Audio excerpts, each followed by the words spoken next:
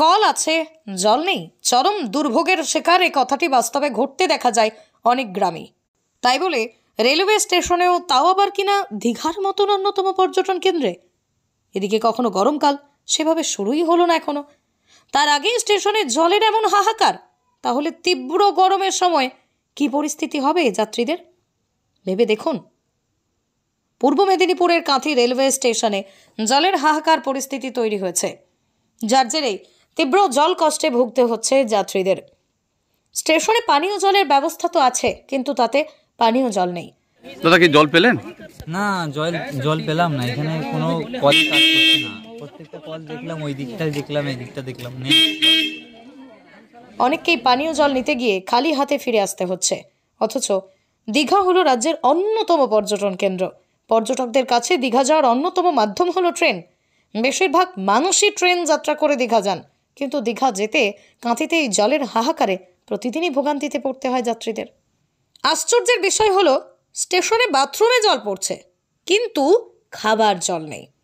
পৌরসভার তরফে পানীয় জল সরবরাহ না করায় এই জলকষ্টের সমস্যা তৈরি হয়েছে, এমনটাই দাবি করছেন রেল স্টেশনের এক কর্মী। এই বিষয়ে কি বলছেন তিনি, শুনে নেওয়া যাক। জল অ্যাকচুয়ালি আমাদের যে ডরমেটরি, আমাদের মিউনিসিপ্যালিটি থেকে ওয়াটার সাপ্লাই দেওয়া হয়। ওদের প্রেসার নেই, আমাদের রিপোর্ট অলরেডি করা হয়েছে।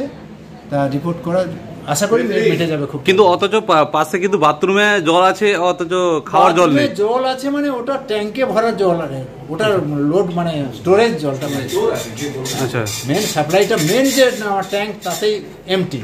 ওই যে দেখুন ছোট বাথরুমে আছে, ওখানে ছোট একটা ট্যাঙ্ক আছে, জাস্ট ওটা ইমার্জেন্সি। আচ্ছা, আপনার নাম? আমার নাম আমি এসএমআর কে সাহু। আচ্ছা, যাত্রীদের একাংশের বক্তব্য, অন্যান্য রেলওয়ে স্টেশনেও পানীয় জলের অভাব। পানীয় জলের সবকিছুর ব্যবস্থা আছে, কিন্তু পানীয় জলই নেই। রেলের এমন পরিকাঠামো ব্যবস্থার বিরুদ্ধে ক্ষোভ উগরে দিয়েছেন যাত্রীরা। রাজ্যের অন্যতম ঐতিহাসিক শহর কাঁথি, ইতিহাসের বহু ছাত্র আজও এই শহরের স্বাধীনতা আন্দোলনের বিভিন্ন ঐতিহ্যবাহী স্থাপত্য শিল্প দেখতে আসে। সারা বছর এখানেই পর্যটকদের ভিড়ে লেগেই থাকে। অনেকেরই বক্তব্য, প্রায়শই এই রেল স্টেশনে জল থাকে না। সাধারণ যাত্রীরা প্রতিনিয়ত হয়রানির শিকার হচ্ছেন। তাই যাত্রী সাধারণ এই বিষয়ে সরকারের দৃষ্টি আকর্ষণ করতে চাইছে। কি বলছে যাত্রীরা, শোনা যায়। জলের পিপাসা বেশি ছিল, জল খাওয়া বলে এলাম এখানে, কিন্তু জলের কোনো অস্তিত্বই দেখা যাচ্ছে না। এখানে জল পেলাম না আমরা। আচ্ছা, কোনগুলোতে নেই? না, কোনোগুলোতেই নেই। আপনার নাম? আমার নাম এসকে মোসায়েব। যাত্রীদের এই কষ্ট দূর করতে কবে নজর দেবে রেল কর্তৃপক্ষ?